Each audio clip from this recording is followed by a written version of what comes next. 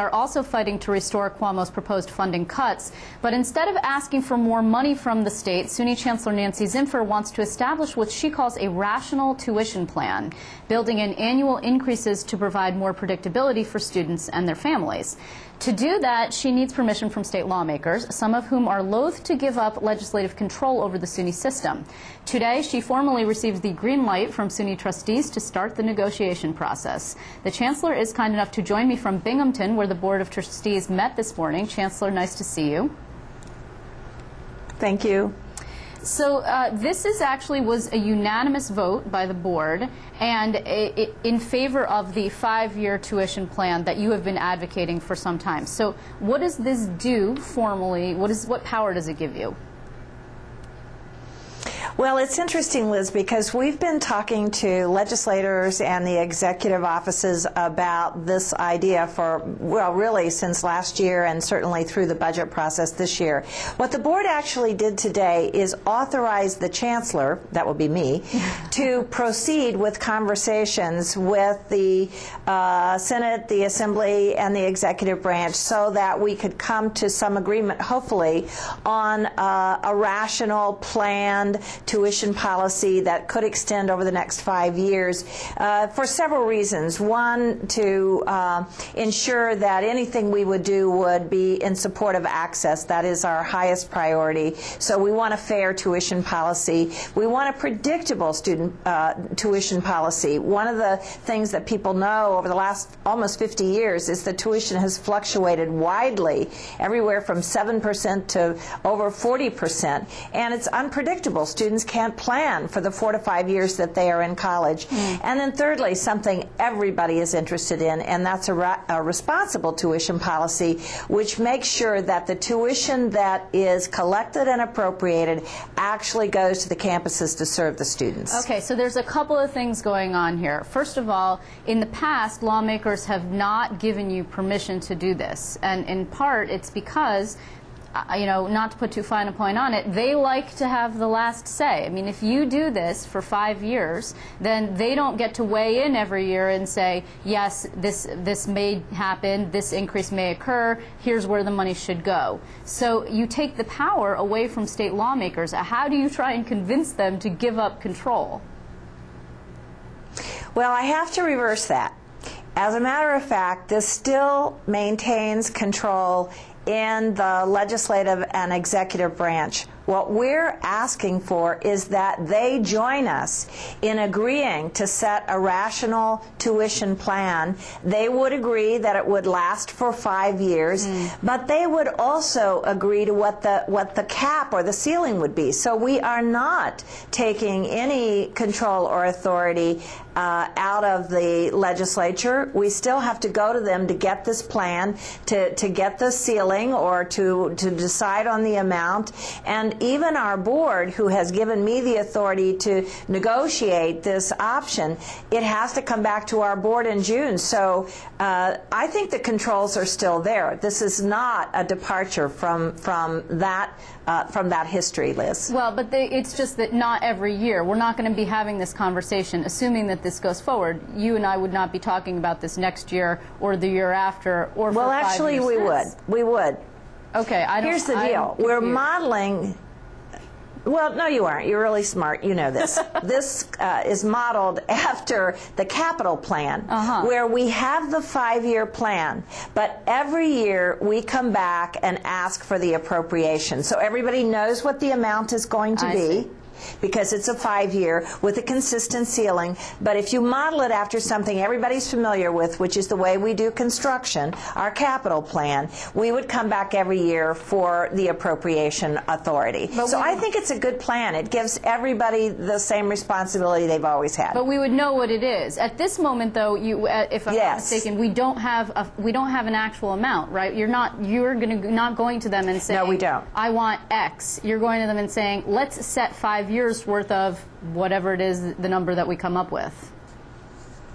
That's right. That's right. So we're starting with a process and a plan, and then we'll fill in the actual numbers together whenever it's appropriate to do so.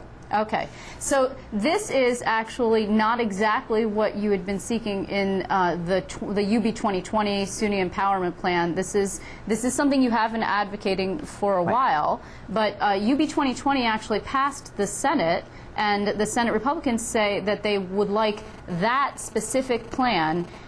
It's actually not what you're seeking, something system-wide. Is that correct?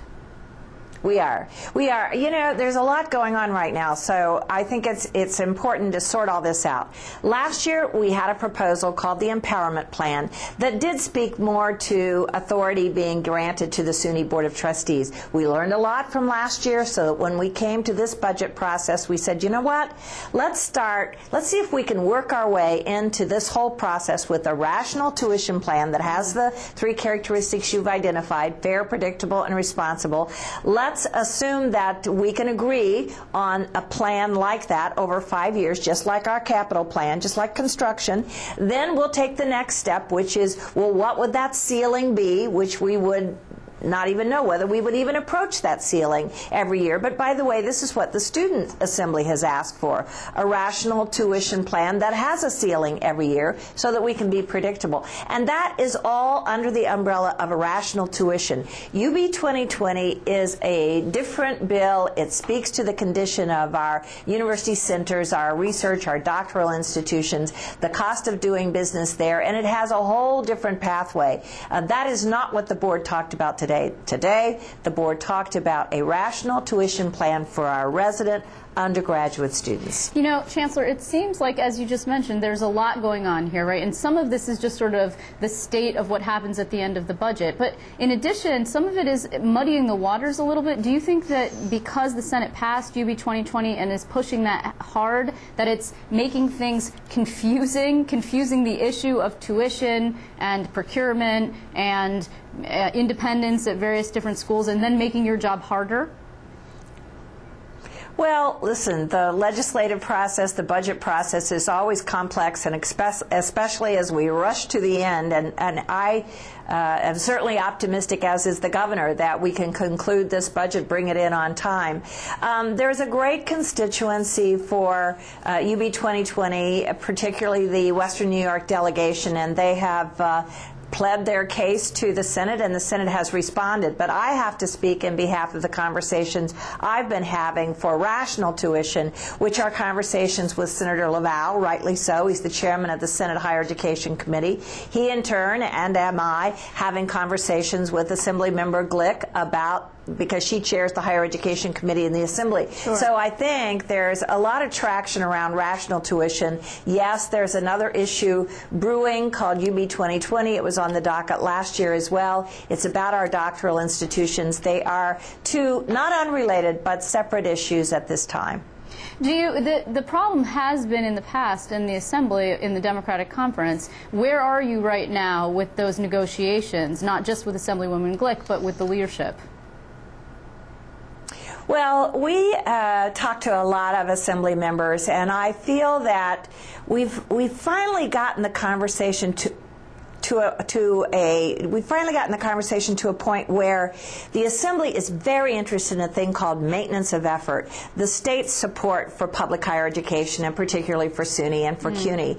And the Assembly is also very worried about this concept we all know as the sweep, where a good deal of our tuition, newly collected tuition increases, go back to the state to close budget gaps. Nobody likes that. The Assembly does not want it, nor does the Senate. And so where we begin the conversation is, I sort of say it like this: A plus B equals C. A, we have to have a statement about the continuing support for public higher education in New York. Plus B, we want to make sure that the tuition we collect goes to the campuses. If we get A, maintenance of effort, plus B, a lockbox for tuition so that it actually comes to the campuses, then C, we can talk about a rational tuition policy. And those three things go hand in glove, and when you review the board resolution from the SUNY board today, you'll see language for maintenance of effort, making sure that our tuition comes to the campuses, and then most importantly, what is rational tuition. It's a lot to unpack, but I really feel the momentum. Okay, there's actually going to be a test on this, so I hope viewers were paying attention. I understand. In addition, that what you're talking about, the resolution that was passed this morning, can be found on our blog, State of Politics. We've posted it there in case people want to take a look. Good. In the meantime, Great. I want to thank you, Chancellor, for joining us for the update on this issue. Thanks. Thanks, Liz. Governor Cuomo did address the issue of rational tuition during his press conference today, and he seems to be leaning in favor of the concept. Here's what he had to say to reporters. I understand the concept. I think there's a lot of merit to the concept, and I look forward to discussing it with the Chancellor and the Assembly and the Senate. Governor, how much? But I do think, Jimmy, there's merit to the concept. You know, the political process, I believe, has proven that it is not effective as a consistent budgeting device, right? When you do budgeting, whether it's for SUNY or state operations, consistency, predictability, lack of eccentricity, these are all important. And a political body doing this on a year-to-year basis tends not to do it well, in my opinion, and that's rational tuition.